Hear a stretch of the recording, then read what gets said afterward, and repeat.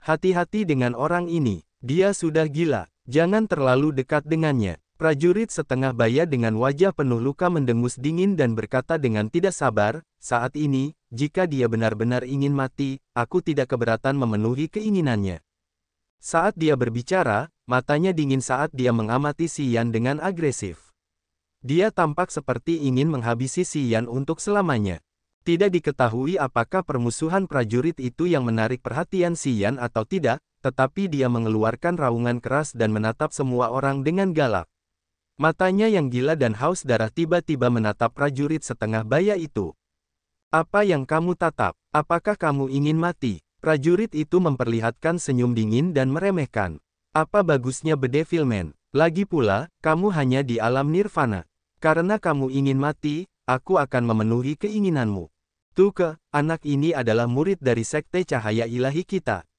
Jika kamu menyentuhnya, aku tidak akan memaafkanmu, teriak Zhao Feng. Dia gila, kau ingin melindungi orang gila. Prajurit setengah baya dengan wajah penuh luka itu, yang bernama Tuke, menampakkan wajah dingin saat dia mengejek dengan nada menghina. Orang seperti ini tidak memiliki tekad yang kuat. Di saat kritis ini, dia membiarkan dirinya terjerumus ke dalam kekacauan. Aku khawatir bahkan saat dia bangun, dia tidak akan banyak berguna. Kau seharusnya tidak peduli padanya. Melolong. Namun, pada saat ini, Si Yan meraung sekali lagi.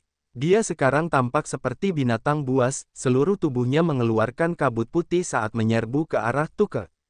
Tuke memasang wajah dingin saat dia mencibir. Mau mati? Tuke, jangan melakukan sesuatu yang gegabah, teriak Zhao Feng. Orang ini adalah murid kultus cahaya ilahi kita. Berurusan dengannya berarti berurusan dengan kultus cahaya ilahi. Jika kau berani membunuhnya, aku tidak akan memaafkanmu.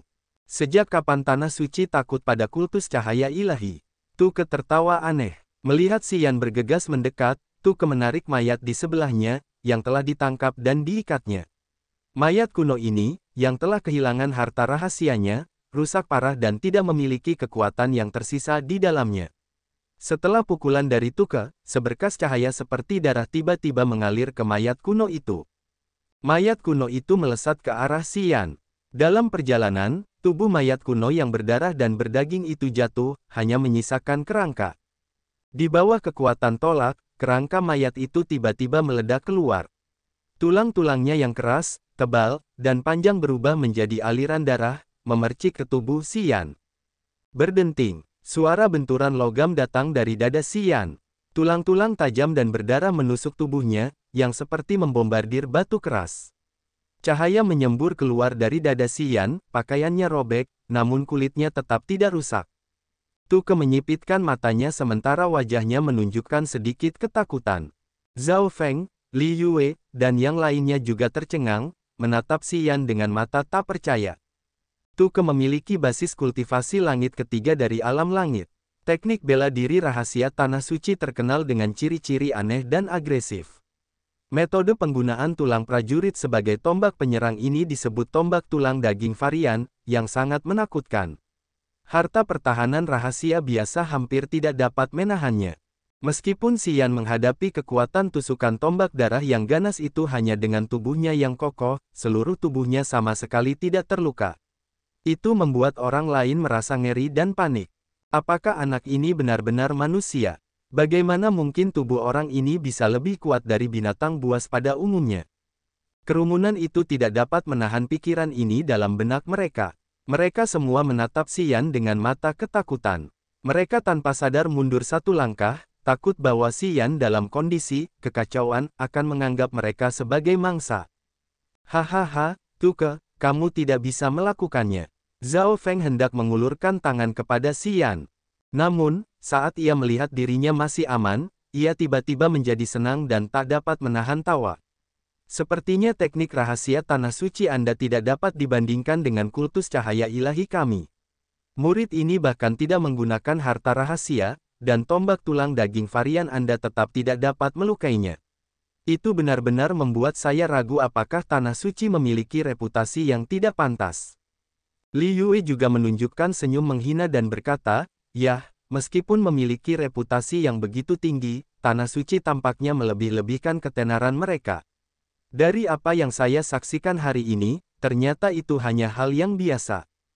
Wajah Tuke dan prajurit tanah suci lainnya semuanya pucat sementara mata mereka menjadi suram. Pada saat ini, Si Yan sekali lagi meraung keras saat ia dengan gila berlari ke arah Tuke. Sekelompok titik cahaya bintang bersinar keluar dari dadanya. Tampaknya ia sedang meningkatkan kekuatan pertahanannya. Seperti seberkas cahaya bintang, Si Yan melesat dan langsung muncul di depan Tuke. Fluktuasi jiwa yang mengerikan mengalir keluar dari mata merahnya. Hanya dengan melihat Si Yan, laut kesadaran Tuke teraduk kuat. Ia merasa seperti tenggelam dalam lautan darah yang tak berujung dan dikepung oleh banyak mayat kuno. Mata anak ini bisa menembakkan serangan pikiran. Hati-hati, seorang prajurit langit ketiga dari alam langit tiba-tiba berteriak ketika ia melihat Tuke memperlihatkan jejak ketidaksadaran. Mata Tuke langsung kembali ke keadaan normal. Ia merasakan darahnya dingin sementara tubuhnya yang kokoh meliuk seperti ular. Tulang-tulangnya kemudian mengeluarkan suara keras yang terus-menerus bergema di dalam tubuhnya. Tulang-tulangnya meledak seperti kacang goreng yang meletus. Ketika suara itu bergema dari dalam tubuhnya, tubuh Tuke tiba-tiba memancarkan lingkaran cahaya hijau tua. Lingkaran cahaya ini seperti semacam cairan yang menutupi seluruh tubuhnya. Cahaya hijau tua ini sedikit jahat. Di antara gerimis yang berkabut, tampaknya ada roh jahat yang bersemayam di dalam tubuhnya. Menunggu Si Yan untuk bergegas, cairan hijau ini dengan cepat terbuka dan berubah menjadi 3 cakar hantu hijau yang menyeramkan, yang kemudian terentang dan menyambarnya.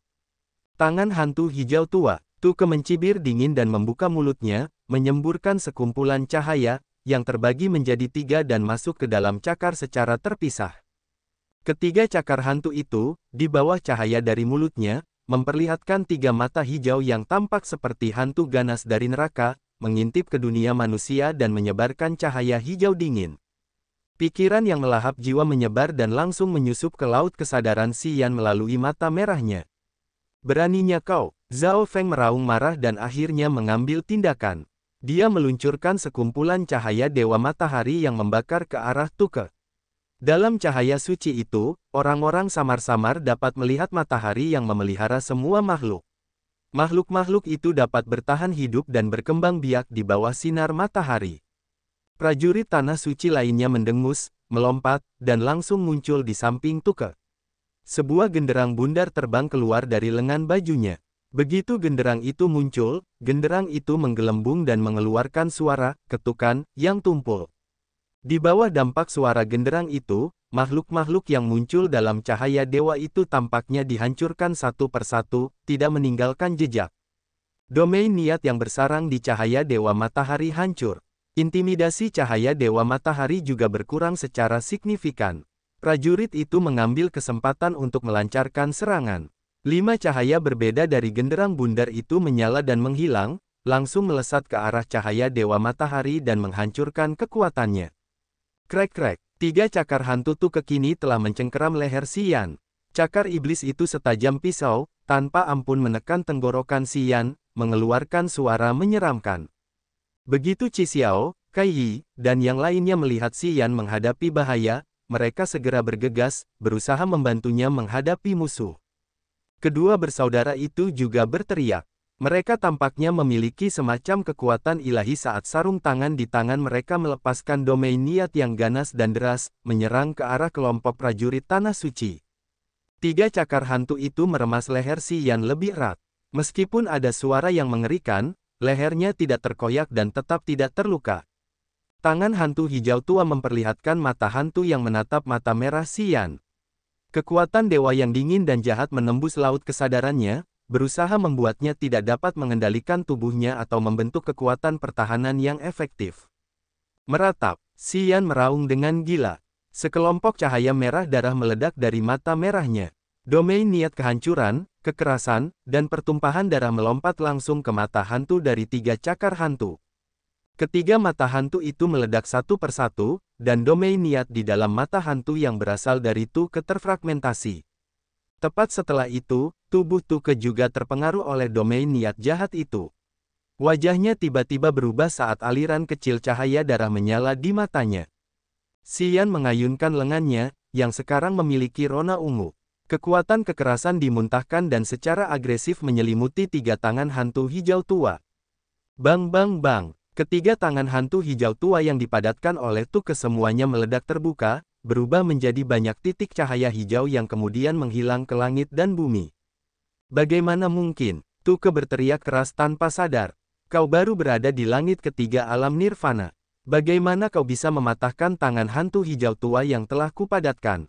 Tidak mungkin. Teriak Tuke sementara wajahnya akhirnya menunjukkan sedikit ketakutan. Ia buru-buru melangkah mundur. Sosok Xian sedikit bergoyang. Sebuah tinju ungu merah besar tiba-tiba muncul di sisi kanan Tuke dan menghantamnya dengan keras. Kekuatan semacam ini seperti gelombang pasang, membawa serta domain niat kehancuran, haus darah, dan kegilaan, yang langsung mengalir ke tubuh Tuke. Ketika energi mengerikan ini menghantam tubuhnya, suara ledakan bergema dari tubuh Tuke. Tulang rusuknya bahkan menonjol keluar dari kulitnya. Tuke menjerit dengan tragis. Darah terus mengalir keluar seperti sungai dari pinggul kirinya. Dalam teriakannya, Tuke tampak seperti sedang menghadapi iblis dan buru-buru menghindar dengan panik, tidak berani menghadapi Xian lagi. Ia ketakutan. Beberapa prajurit yang mengelilingi dan mengawasi mereka tampak ketakutan. Mata mereka terpaku pada Xian dengan ketakutan. Meskipun Xian hanya berada di langit ketiga alam nirvana, yang satu tingkat lebih rendah dari Tuke, dia masih bisa melukai Tuke dengan parah. Situasi macam apa ini? Xian, kamu benar-benar hebat. Lao Li tertawa terbahak-bahak. Kekuatan ilahi yang arogan mengalir di sekujur tubuhnya. Bersama saudaranya Lao Lun, dia berhadapan dengan seorang prajurit langit pertama dari alam langit tanah suci yang sekarang berlumuran darah. Tampaknya prajurit ini tidak memiliki perlawanan sedikit pun. Xian bertarung dengan seorang prajurit yang satu tingkat lebih tinggi darinya dan mengalahkan lawannya. Mata Zuoxi memancarkan cahaya aneh. Melihat Xian, yang sedang dalam keadaan terkutuk, menunjukkan rasa takutnya, hatinya sedikit tergerak karena ia merasa bahwa Xian entah bagaimana memiliki pesona jahat yang tak terlukiskan dalam kondisi ini. 10 mayat kuno mengambang di galaksi. Masing-masing dari mereka memiliki formasi kuno, yang bagian tengahnya bertatahkan harta karun rahasia. Setelah Xian menyerang Tuke, anggota kultus cahaya ilahi Zhao Feng dan Li Yue keduanya berlari ke arah prajurit tanah suci untuk mengambil tindakan, setelah sedikit ragu-ragu. Pertarungan antara kultus cahaya ilahi dan tanah suci memengaruhi sebagian besar prajurit lainnya. Melihat Xian menatap Tuke dengan gila, Qi Xiao, Kai Yi, Lao Li, dan yang lainnya takut bahwa prajurit tanah suci akan bergabung untuk membunuhnya. Karena itu, mereka juga bergegas dan menatap para prajurit itu. Tanah suci hanya memiliki 2 prajurit langit ketiga dari alam langit. Tuke diselimuti oleh serangan Xian sementara berjuang dengan lelah untuk menghadapi pengejaran Xian. Prajurit langit ketiga dari alam langit lainnya dikepung oleh persatuan Zhao Feng dan Li Yue dan dengan keras melawan serangan lawan. Kekuatan Zhao Feng dan prajurit sekte cahaya ilahi lainnya tidak kalah dengan prajurit tanah suci. Bersama dengan kekuatan Qi Xiao, Kai Yi, Lao Li, dan yang lainnya, sekte cahaya ilahi telah menang. Pada saat ini, prajurit tanah suci terlihat terus-menerus berteriak. Prajurit lain berdiri di samping untuk menonton mereka. Ketika mereka melihat sekte cahaya ilahi dan tanah suci bertarung satu sama lain, mereka sedikit ragu-ragu, tetapi mencoba menghindari pertarungan dan terus berhadapan dengan mayat-mayat kuno. Jika mayat-mayat kuno itu tidak hancur, harta karun rahasia di peti mereka tidak akan jatuh. Dengan demikian, mereka tidak akan bisa mendapatkan harta karun rahasia itu. Orang-orang ini telah bergabung bersama untuk menghadapi mayat-mayat kuno karena harta karun rahasia itu. Kecuali harta karun itu jatuh dari mayat-mayat itu, mereka tidak akan saling menyerang. Namun, begitu harta karun rahasia jatuh dari mayat-mayat itu, para prajurit ini akan segera bertarung satu sama lain. Setiap kali seseorang cukup beruntung untuk mendapatkan harta karun rahasia, orang itu akan sangat senang, buru-buru menyimpannya di cincin penyimpanannya dan menjaganya bersama dengan rekan-rekannya untuk mencegah seseorang mencurinya. Situasinya sangat kacau. Satu-satunya orang yang tidak terpengaruh oleh pertempuran sengit ini adalah kakek Zuosu dan keponakannya, Zuoxi. Ketika Xian mengeluarkan raungan, laut kesadaran Zuosu bergetar dan pikirannya rusak. Dia tahu bahwa wilayahnya tidak cukup tinggi, dan dengan demikian, dia akan dengan mudah dikalahkan di tangan para pejuang alam langit itu. Karena itu, dia tidak bergerak untuk mendapatkan harta karun rahasia itu. Selain itu, dia juga khawatir akan keselamatan Zuisi, takut pertarungan itu akan menyebar kepadanya. Karena itu, dia memutuskan untuk tetap tinggal untuk membantu melindunginya. Dalam pertempuran sengit itu, begitu Zuosu dan Zuosi melihat bahaya datang, mereka akan segera menciptakan beberapa hantu. Kemudian, dengan bantuan hantu-hantu ilusi ini, mereka dapat melarikan diri dari risiko dengan mudah. Mereka tidak mencari pahala tetapi keselamatan. Zuosu dan Zuosi menggunakan segala cara untuk memastikan bahwa mereka tidak terluka. Tujuan semua orang adalah harta karun rahasia pada mayat-mayat kuno. Ketika para prajurit itu melihat Zuosu dan Zuosi tidak menunjukkan keinginan atau melakukan tindakan apapun untuk mencegah mereka mengambil harta karun rahasia itu, mereka meninggalkan mereka dengan tenang, yang membantu mereka berdua menjadi yang paling aman di tempat ini. Xian masih dalam keadaan kacau balau karena dia diselimuti aura yang ganas, gila, dan haus darah. Seluruh tubuhnya melayang-layang dalam lapisan kabut putih tebal yang tampaknya mengandung fluktuasi substansial. Siapapun yang mendekatinya akan langsung terpengaruh oleh kekuatan negatif ini, dan laut kesadaran orang itu akan menjadi berantakan. Zuosu diam-diam mengamati dan menyadari bahwa dimanapun Xian lewat, para prajurit yang bertarung di sana semua berusaha menghindarinya. Jika kabut putih yang menyelimuti tubuhnya menyentuh mereka yang tidak menghindarinya, rongga mata mereka akan memerah, dan wajah mereka akan menunjukkan ekspresi liar dan haus darah. Dia tidak hanya berada dalam kondisi yang mengerikan, tetapi dia juga dapat menarik orang lain ke dalam kegilaan semacam ini. Kabut putih tebal itu dipenuhi dengan perasaan negatif yang cukup bagi seorang prajurit biasa untuk langsung menjadi binatang buas yang paling ganas. Prajurit itu akan kehilangan akal sehatnya dan bahkan tidak akan mengampuni rekan-rekannya di sebelahnya. Zuosu diam-diam tercengang, karena dia semakin memahami tentang Xian. Dia dengan tegas memperingatkan Zuosi bahwa sebelum dia memulihkan kesadarannya, dia sama sekali tidak boleh mendekati Xian untuk menghindari terpengaruh oleh emosi negatifnya. Zuosi menyeringai dan tidak peduli. Dia hanya menatap Xian dengan rasa ingin tahu sementara matanya berkedip dengan cahaya aneh dan bersemangat. Orang yang paling dipenuhi dengan penyesalan di lapangan adalah Tuke. Dia dipukul di pinggulnya oleh pemboman Xian. Kekuatan yang keras dan haus darah menembus tubuhnya, mematahkan beberapa tulang rusuknya juga. Saat ini, kekuatan jahat yang kejam dan haus darah itu masih berada di dalam tubuhnya dan membantai dengan bebas, yang mencegahnya menggunakan kekuatan penuhnya. Dalam keadaan ini, meskipun Tuke masih memiliki kekuatan cadangan untuk melancarkan serangannya, teknik bela diri Tanah Suci tidak dapat menghancurkan tubuh Xian. Mereka tidak dapat menghentikan Xian sedikit pun. Tubuh Xian gemetar karena kekuatan kursif tubuhnya seperti puluhan ribu kuda yang berlari kencang. Pada saat ini, terlepas dari kekuatan pertahanan tubuhnya atau ledakan energi tubuhnya, keduanya mencapai tingkat yang belum pernah dicapainya. Di bawah kondisi tersiksa, kekuatannya tampaknya menjadi lebih mudah untuk didesak. Ketika berbagai jenis teknik bela diri misterius yang terukir dalam pikirannya dikeluarkan, bukan saja teknik-teknik itu tidak terpengaruh oleh kondisi tersiksa, tetapi juga memiliki peningkatan efek yang sangat besar. Kekuatan normalnya sudah luar biasa, tetapi kekuatan yang meledak itu menjadi lebih sempurna dan mengerikan ketika dilepaskan dari tangannya. Langit kedua amukan, kondisi tersiksa, dan semua jenis kekuatan meledak dengan sempurna. Tuke sekarang menyadari bahwa dia telah salah mengenali Xian. Meskipun Xian jelas berada di langit ketiga alam nirvana, momentumnya tiba-tiba meroket. Energi jahatnya yang panik mengalir deras di tubuhnya bersama dengan berbagai roh yang melonjak, yang cukup untuk memengaruhi pikiran seseorang. Apakah itu serangan fisik atau invasi pikiran, Tuke tidak dapat menahan keduanya. Dia telah menggunakan semua jenis teknik rahasia, tetapi tidak dapat melukai tubuh Xian. Sebaliknya, dia terlalu frustrasi di bawah serangan Xian sehingga situasinya menjadi semakin tidak menguntungkan baginya.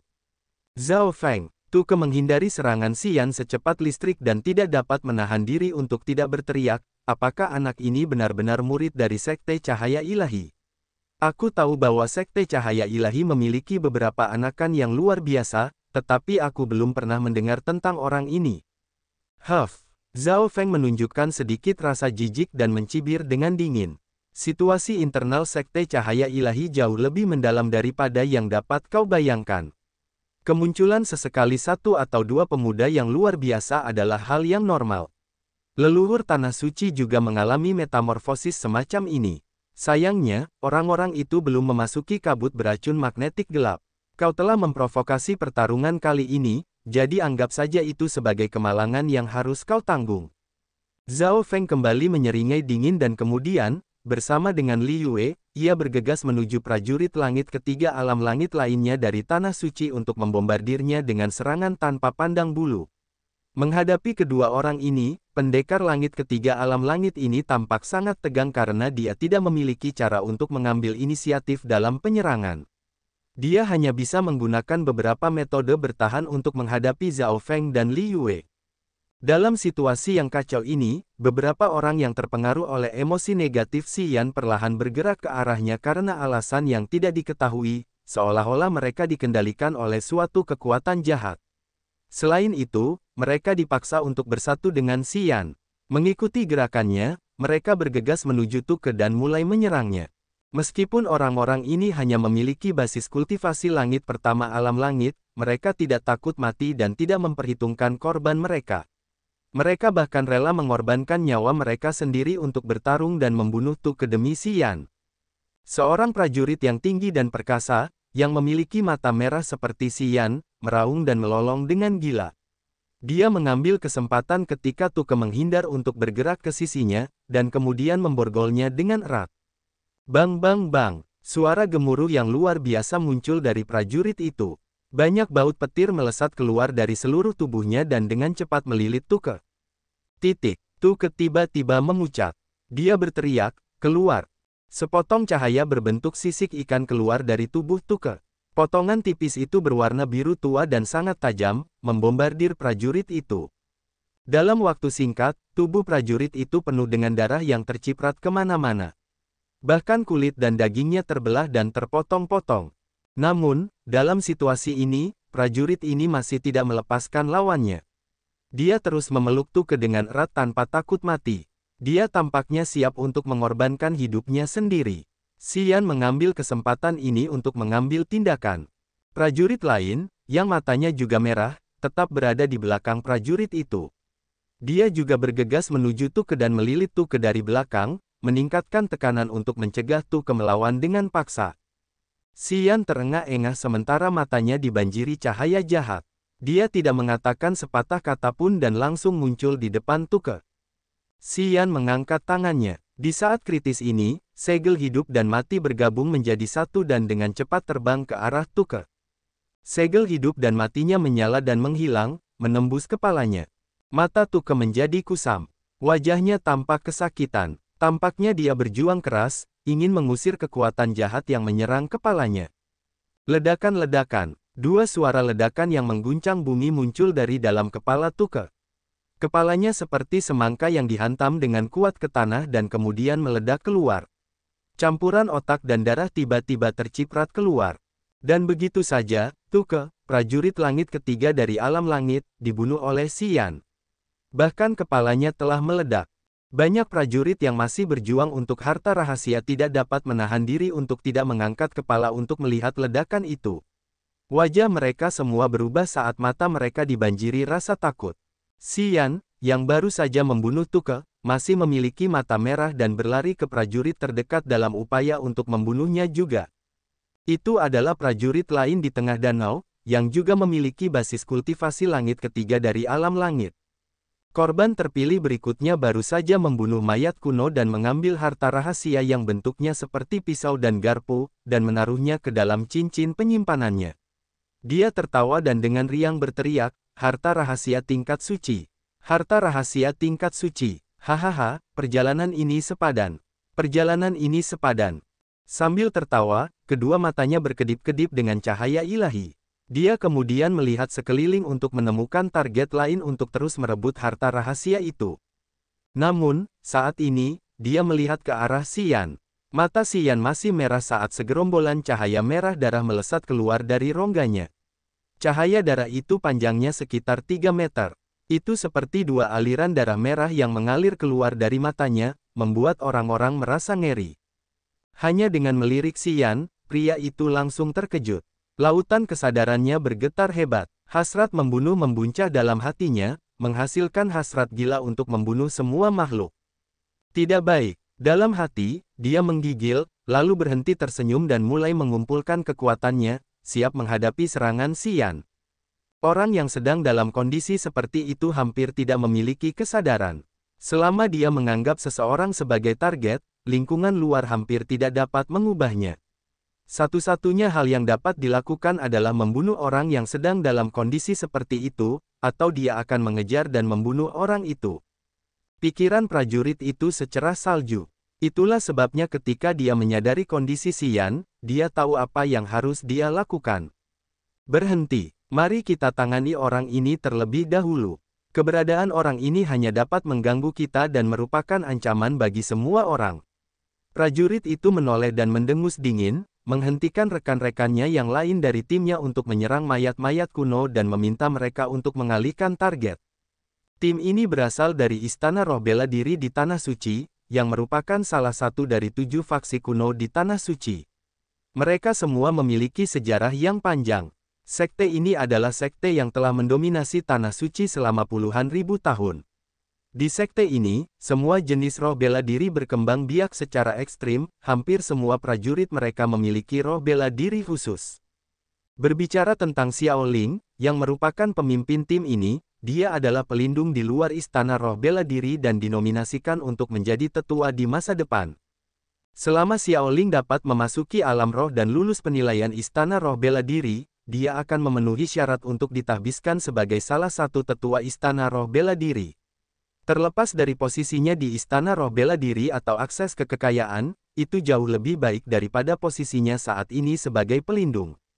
Dia datang ke kabut beracun magnetik gelap untuk menemukan beberapa harta rahasia tingkat suci untuk mempersiapkan penilaian Istana Roh Bela Diri. 7 faksi kuno di Tanah Suci tidak benar-benar akur. Mereka masih bertarung satu sama lain dengan keras. Xiao Ling juga telah membunuh cukup banyak prajurit dari pasukan lain di kabut beracun magnetik gelap kali ini. Sepanjang perjalanannya, dia hampir tidak menemui hambatan apapun. Bahkan jika Xian tidak menemukannya, mungkin karena harta rahasia yang dimiliki tim Xian, dia akan menemukan dan membunuh tim Xian pada akhirnya. Fakta bahwa Zhao Feng dan Li Yue bertarung dengan Tuke adalah hal yang diinginkannya. Oleh karena itu, ketika orang-orang dari kelompok Zhao Feng dan kelompok Qi Xiao bersatu untuk melawan tim Tuke dari Tanah Suci, dia tidak ikut serta, dan hanya menatap mayat-mayat kuno itu dan membunuh mereka, mengambil kesempatan ini untuk memanen lebih banyak harta rahasia. Dia sebenarnya punya perhitungannya sendiri. Dia ingin menunggu Zhao Feng, Li Yue, dan Tuke bertarung sampai kedua belah pihak terluka parah, dan kemudian dia akan turun tangan dan membereskan kekacauan itu dengan mengalahkan Zhao Feng dan Tuke, dan meraup keuntungan yang tersisa. Ketika Xian bergegas ke arahnya, dia mengamati sekeliling sebentar dan menyadari bahwa Tuke telah meninggal. Orang-orang dari kelompok Zhao Feng dan Li Yue memiliki keuntungan yang signifikan. Ini jelas bukan yang ingin dia lihat. Oleh karena itu, fakta bahwa Xian datang kepadanya sesuai dengan tujuannya. Setelah raungan keras, prajurit lain dari Istana Roh Bela Diri memahami pikirannya. Mereka semua mencibir dingin dan menatap Xian, ingin mengambil kesempatan untuk memusnahkannya yang sedang dalam kondisi kacau. Ada 7 prajurit dari Istana Roh Bela Diri, termasuk Xiao Ling. Di antara mereka, Xiao Ling dan seorang prajurit lainnya, Xiao Hai, keduanya berada di langit ketiga alam langit. Sedangkan untuk 5 prajurit yang tersisa, 3 di antaranya berada di langit kedua alam langit. Tim ini adalah yang terkuat di danau kecil itu. Ketujuh orang ini menjadikan Xian sebagai target mereka. Mereka sangat yakin. Tidak bagus. Zuoxi tidak bisa menahan diri untuk tidak berteriak cemas, kakek, Xian dalam bahaya. Ketujuh orang itu sangat berbahaya. Aku khawatir Xian tidak akan mampu bertahan. Wajah Zuoxi juga berubah dan menjadi serius. Dia mengangguk dan berkata, 2 prajurit langit ketiga alam langit, 3 prajurit langit kedua alam langit, dan 2 prajurit langit pertama alam langit lainnya.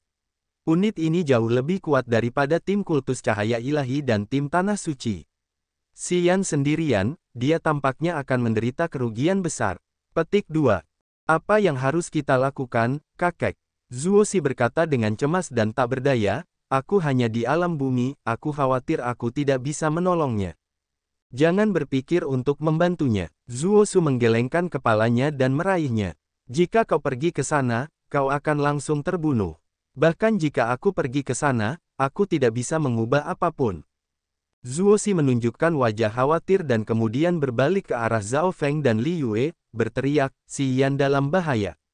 Sementara Zhao Feng dan Li Yue berhadapan dengan para prajurit alam nirvana yang tersisa, mereka mendengar Zuoxi. Mereka berdua menoleh untuk melirik sekilas. Zhao Feng tiba-tiba berteriak, Xiao Ling, dasar sampah, kalian benar-benar tidak tahu malu. Kau hanya berurusan dengan satu anak dari kami ketika kalian memiliki banyak orang. Apakah kau tidak merasa malu? Dia datang ke sini untuk mati sendiri. Jangan salahkan kami. Xiao Ling menyeringai sementara lengan kirinya berubah sedikit keemasan, menggunakan roh bela diri berliannya.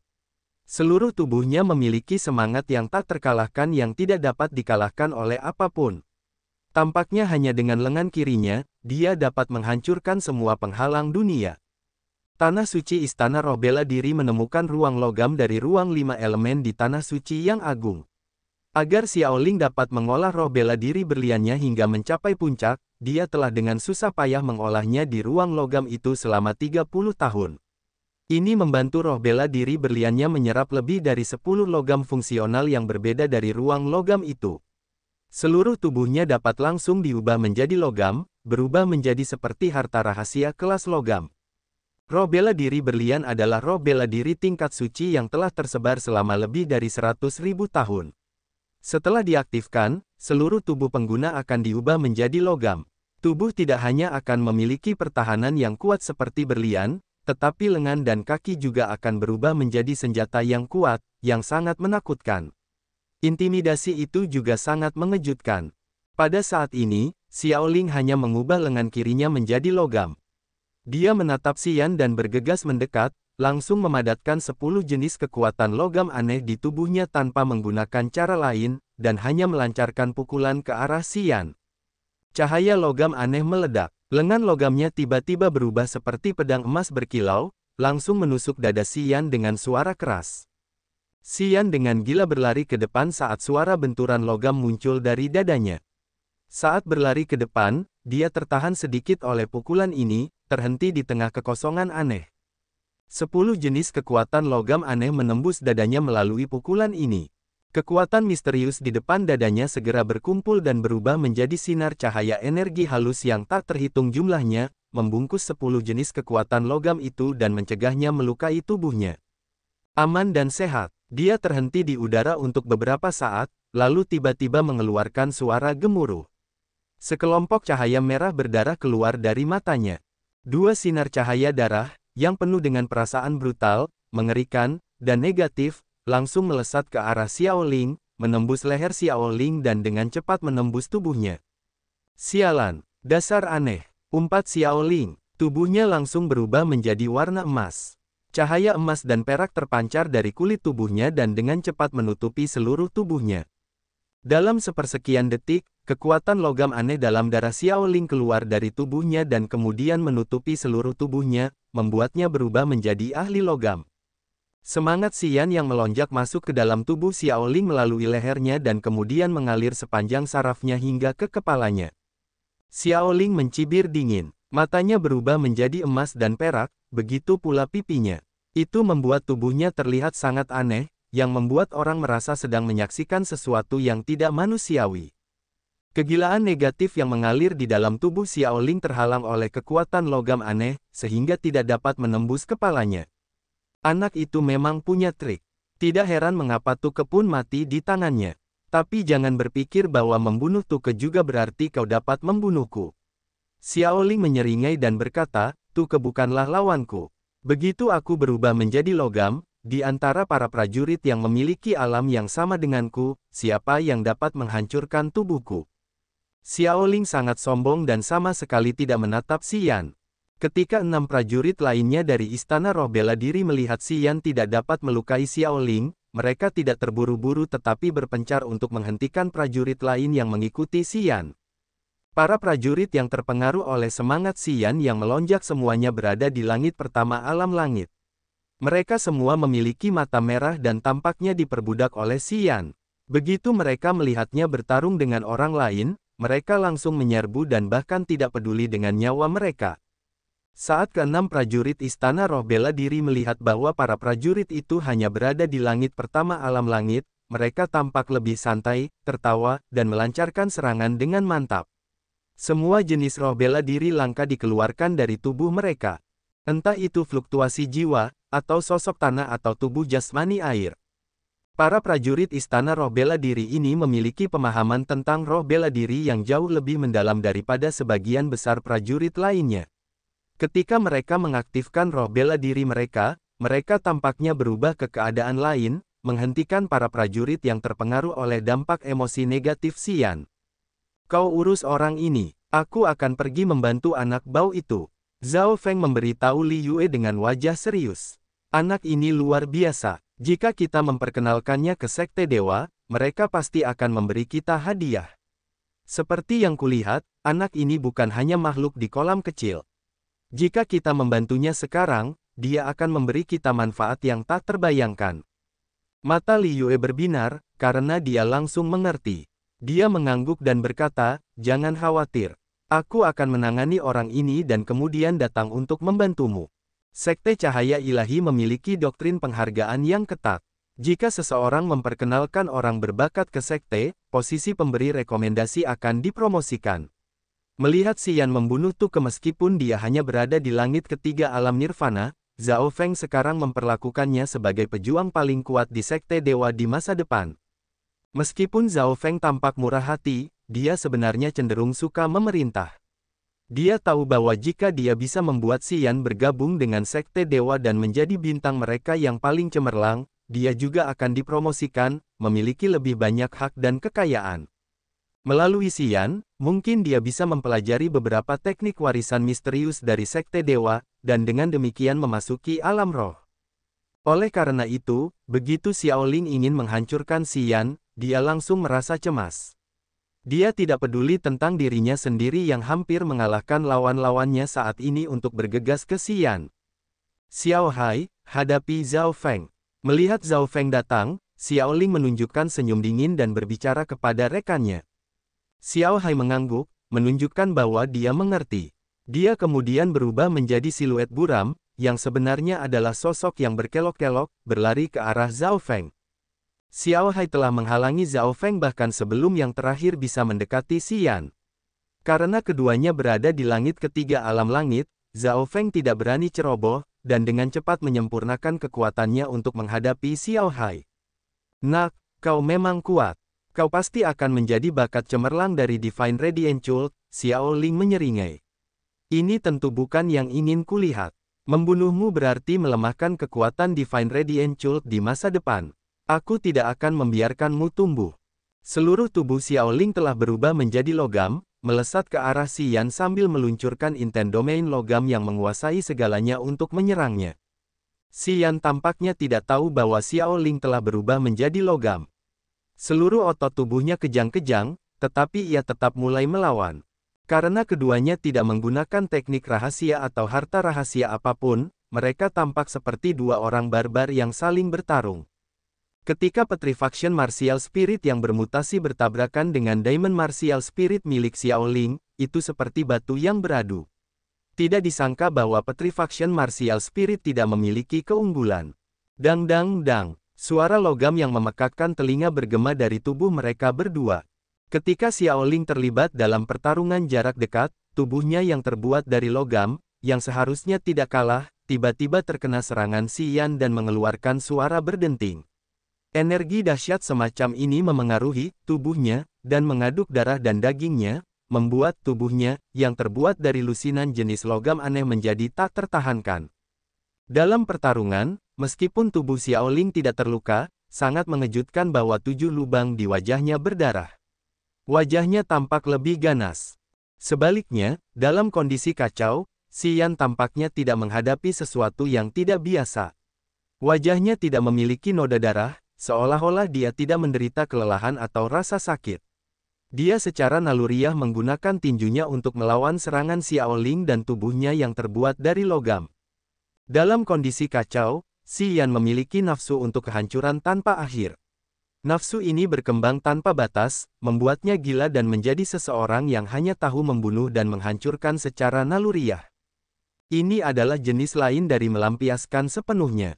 Serangan langsung Xiao Ling baru saja memberi Xi Yan sasaran untuk melampiaskannya. Dengan pemboman gila-gilaan itu, Xi Yan terus melepaskan keinginannya untuk menghancurkan, yang sepertinya baru saja memasuki domain niat yang misterius. Sementara Xi Yan bertarung dengan Xiao Ling, 720 titik akupuntur di tubuhnya terus memurnikan energi negatif dan mengubahnya menjadi semacam kekuatan aneh yang berguna bagi tubuhnya.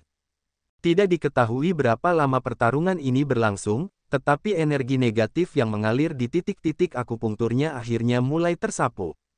Segumpal kekuatan misterius bocor keluar, dan hanya dalam waktu singkat, Xi Yan menjadi sadar sejenak sementara matanya berkilauan dengan cahaya ilahi dari momen pencerahannya. Kekuatan misterius mengalir di sekujur tubuhnya, dan bersama dengan ki mendalam, kekuatan itu menghantam cincin pembuluh darah.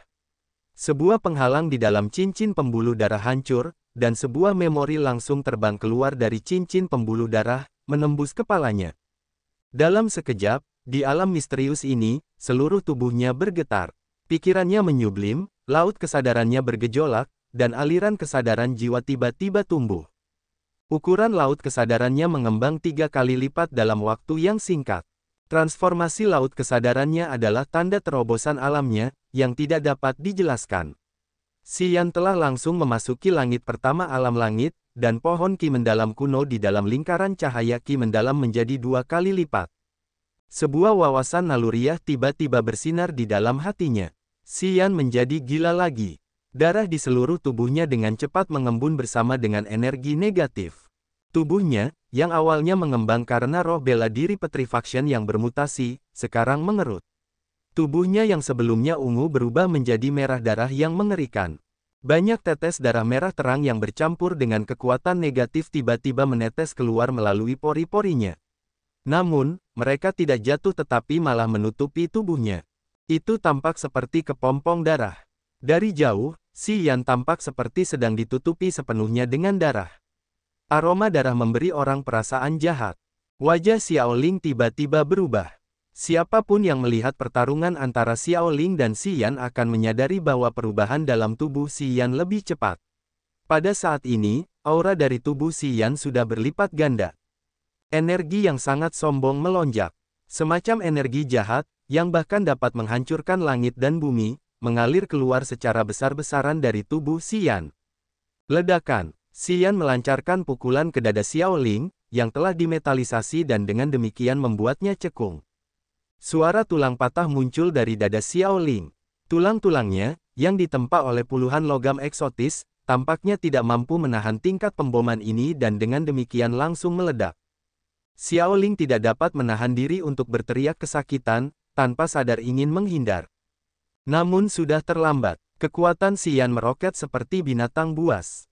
Ia bergegas dan menyambar Xiao Ling sambil menghantamkan tinju yang brutal dan keras ke tubuhnya. Tubuh Xiao Ling yang terbuat dari logam itu terdistorsi. Tubuhnya tampak seperti sepotong logam yang telah dipalu hingga berubah bentuk. Xiao Ling terus berteriak kesakitan tetapi tidak dapat menghindari serangannya. Ia dipukul hingga darah berceceran di mana-mana, dan tubuhnya pun berubah bentuk, secara bertahap menjadi berbentuk seperti potongan panjang. Ia tampak seperti harta karun rahasia yang ditempa menjadi pedang oleh seorang pandai besi. Prajurit lain yang masih berhadapan dengan mayat-mayat kuno di sekitarnya semuanya tercengang, menatap Xi Yan dengan mata tidak percaya, seolah-olah mereka sedang melihat hantu yang ganas. Tulang punggung semua orang menjadi dingin, mereka menatap Xi Yan dengan ketakutan. Masing-masing dari mereka dapat melihat kekuatan jahatnya meledak saat ini. Tubuh Xiao Ling telah pingsan. Roh bela diri berlian, yang dikenal sebagai kekuatan pertahanan yang langka, tidak tahan dengan pukulannya, dan akhirnya terdistorsi. Cahaya ilahi di mata Xiao Ling berangsur-angsur meredup. Satu mata emas dan satu lagi perak juga memulihkan keadaan semula. Dia terbunuh. Ya, Xiao Ling sudah mati. Apakah anak itu manusia? Roh bela diri berlian Xiaoling dikenal sebagai pertahanan terkuat istana roh bela diri. Bukankah benar bahwa ketika para prajurit di level yang sama hanya mengandalkan kekuatan tubuh mereka, mereka pada dasarnya tidak dapat menghancurkan kekuatan pertahanan roh bela diri berlian? Prajurit level yang sama, anak itu jelas hanya berada di alam nirvana.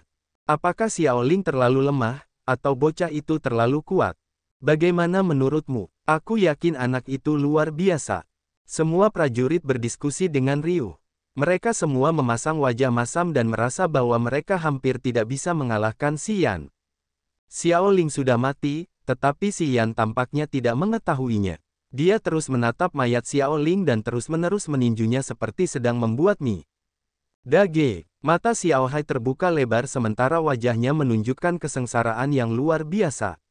Dia bergegas menghampiri Xiaoling dan mengangkat wajahnya sambil meraung. Itu pantas untukmu. Zhao Feng mencibir dingin dan merasa sangat gembira karena penilaiannya benar.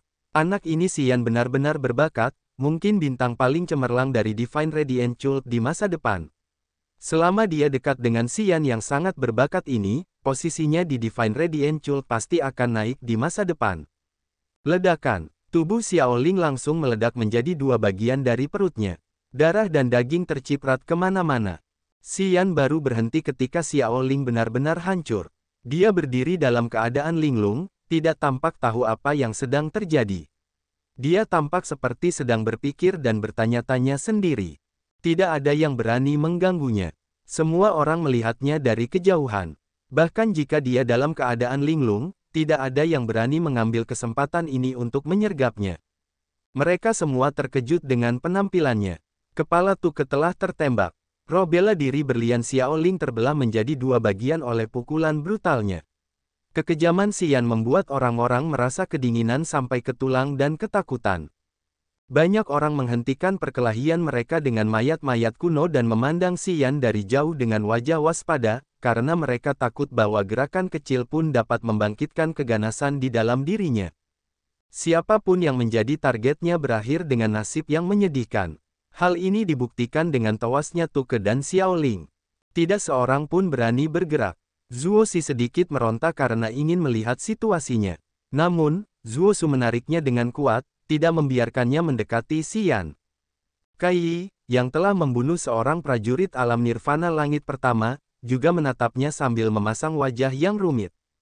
Lupakan saja, Kai Yi telah siap mencari kesempatan untuk membunuh Xian yang jahat ini.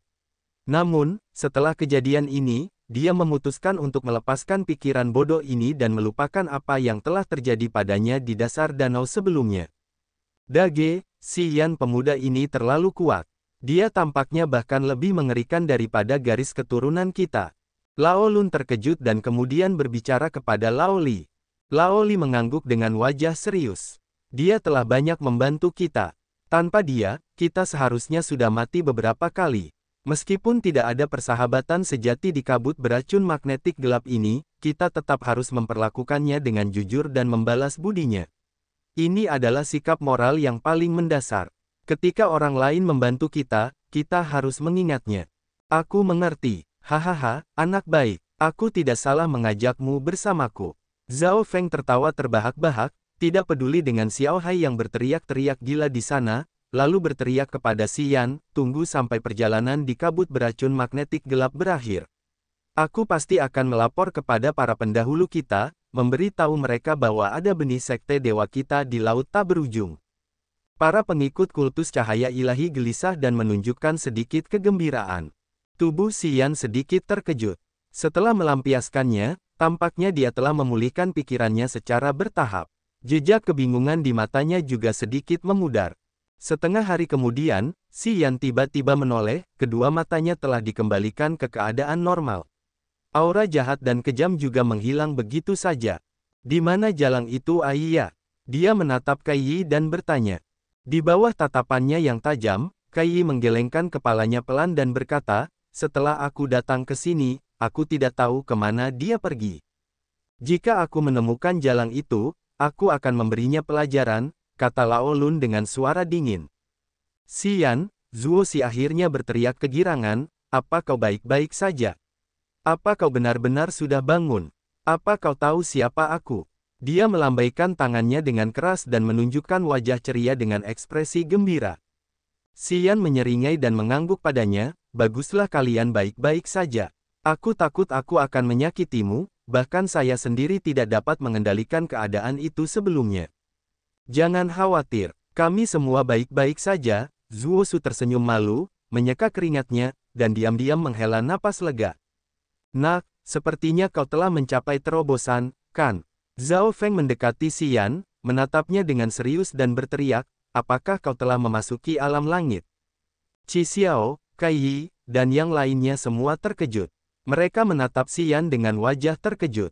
Xian tersenyum dan mengangguk, "Sepertinya begitu." Sambil berbicara, dia tidak bisa menahan diri untuk tidak melihat tangan kanannya dan kemudian memasang wajah aneh. Sebelumnya, ketika kekuatan misterius di titik akupuntur di tubuhnya telah menyatu dengan darahnya, kekuatan itu mengembun di telapak tangan kanannya, membentuk 3 tetes darah merah tua yang aneh. 3 tetes darah di pembuluh darah telapak tangannya menyalurkan fluktuasi energi yang kuat dan melonjak. Di telapak tangannya, dia menyadari bahwa 3 tetes darah itu seperti batu rubi, sebening kristal dan sangat indah. Kulit dan daging telapak tangannya tampaknya tidak mampu menutupi cahaya menyilaukan yang terpancar dari 3 tetes darah ini. "Darah abadi!" Xian diam-diam berteriak sementara wajahnya penuh dengan keterkejutan dan kegembiraan. Dia telah lama mendengar dari keluarga yang bahwa mereka memiliki roh bela diri abadi. Dalam beberapa keadaan tertentu, mereka dapat memadatkan darah abadi, yang memiliki efek yang sangat luar biasa. Tahun itu, Kaisar Yang Tian juga meminjam darah abadi untuk mengetahui bahwa Xian masih hidup dan memiliki hubungan dengan Ice Cold Flame. Menurut keluarga Yang, darah abadi ini berguna secara ajaib. Dia hanya tahu bahwa darah abadi dapat membantu mereka mencapai banyak tujuan yang rumit. 3 tetes darah di telapak tangannya memiliki fluktuasi kekuatan yang hebat, mereka sama sekali berbeda dari darah di tubuhnya. Kekuatan ketiga tetes darah ini bahkan mengandung fluktuasi mentalnya, seolah-olah jiwanya bersarang di ketiga tetes darah ini, memberinya perasaan bahwa ketiga tetes ini memiliki vitalitas yang luar biasa. Dia tidak tahu efek ajaib dari darah abadi, atau bagaimana menggunakannya. Namun, ketiga tetes darah ini tetap terbentuk, yang membuatnya sangat bahagia. Dia telah jatuh ke dalam keadaan kacau, dan dia tidak tahu bagaimana dia memasuki alam langit atau memadatkan ketiga tetes darah abadi ini. Perjalanan ke kabut beracun magnetik gelap dapat digambarkan sebagai panen yang melimpah. Qi Xiao, Kai Yi, dan yang lainnya ternganga dengan mata ngeri. Terutama Kai Yi dan kedua saudaranya, mereka dan Xian berada di tim yang sama di kabut beracun magnetik gelap. Mereka masih ingat pertama kali bertemu Xian, saat dia masih di langit kedua alam nirvana. Setelah hanya beberapa bulan, dari langit kedua alam nirvana, dia telah menembus langit ketiga alam nirvana dan sekarang memasuki alam langit. Kemajuan kultivasi yang luar biasa. Jika mereka tidak menyaksikan sendiri bagaimana Xian menerobos alam selangkah demi selangkah, Kai Yi, Lao Li, dan yang lainnya tidak akan percaya bahwa ada orang yang bisa melakukan terobosan terus-menerus seperti dia. Hahaha, hebat. Anak ini benar-benar tahu cara mengejutkan orang lain. Dia tidak hanya bisa membunuh Tuke dan Xiaoling, tetapi dia juga bisa menerobos alam langit. Masa depannya tidak terbatas. Zhao Feng sangat bersemangat. Di matanya, semakin kuat Xian, semakin mulia statusnya di Sekte Cahaya Ilahi. Jadi, memperkenalkan Xian ke Sekte Dewa bisa memberinya banyak manfaat. Yan melepaskan cincin penyimpanan dari Xiaoling. Sambil memegang cincin penyimpanan di tangannya, Xian dengan dingin menatap Xiao Hai, yang berdiri tidak jauh dari sana dan berkata, "Masih belum yakin." Xiao Hai dan 3 prajurit istana roh bela diri lainnya sekarang berada di samping menatap Xian dengan kebencian tetapi tidak berani mengambil tindakan apapun. Mendengar provokasi Xian, Xiao Hai mencoba menahan amarahnya, dan tiba-tiba berjalan ke arah para prajurit tanah suci yang tersisa. Melihat Xiao Hai dan rekan-rekannya datang, para prajurit itu langsung bereaksi. Prajurit langit ketiga alam langit di antara mereka berbisik, "Kita harus bersatu untuk dapat melawan orang-orang dari Sekte Cahaya Ilahi." Xiao Hai mengangguk dan berdiri bersama para prajurit tanah suci, masih tidak berani mengambil tindakan apapun. Pada saat ini, pihak terkuat di sini tidak diragukan lagi adalah kelompok Xian dan Zhao Feng dari Sekte Cahaya Ilahi. Setelah mereka bersatu, mereka memiliki keuntungan yang luar biasa. Bahkan jika Istana Roh Bela Diri dan Tanah Suci bersatu, mereka tidak akan lebih baik dari kelompok Zhao Feng. Tentu saja, tidak hanya ada prajurit Istana Roh Bela Diri dan Tanah Suci dalam kelompok Xiao Hai. Sekitar 10 prajurit lainnya, yang berada di langit kedua dan langit pertama alam langit, juga berkumpul dengan kelompok Xiao Hai, karena mereka tampaknya mengetahui situasi halus saat ini. Situasi di lapangan sekarang menjadi jelas. Zhao Feng, Xian, dan rekan-rekannya berada dalam satu kelompok. Sisanya berada di kelompok lain. Mereka semua dengan waspada menatap Xian, Zhao Feng, dan yang lainnya, karena mereka takut orang-orang dari kelompok Zhao Feng akan tiba-tiba melancarkan serangan mematikan. Apakah kalian ingin membunuh mereka? Tanya Kai Yi. Qi Xiao tidak mengatakan apa-apa dan menatap Xian. Xian tertegun sejenak. Dia menatap tim-tim yang tersisa yang kini telah bersatu, dan setelah menatap Zhao Feng dan Li Yue, dia tiba-tiba berbicara sambil tersenyum, kita seimbang. Jika kita bertarung mati-matian satu sama lain, tidak ada yang bisa mendapatkan keuntungan apapun. Zhao Feng mengangguk pelan dan berkata dengan suara pelan, jika kita benar-benar memulai pertarungan dengan mereka, meskipun kita tidak akan mengalami kerugian yang signifikan, kerusakannya tetap tidak dapat dihindari. Saat ini, semua orang melihat kita sebagai ancaman, jadi tidak perlu terus bertarung dengan mereka. Kabut beracun magnetik gelap masih memiliki satu tanah eksotis. Banyak prajurit seharusnya berkumpul di sana.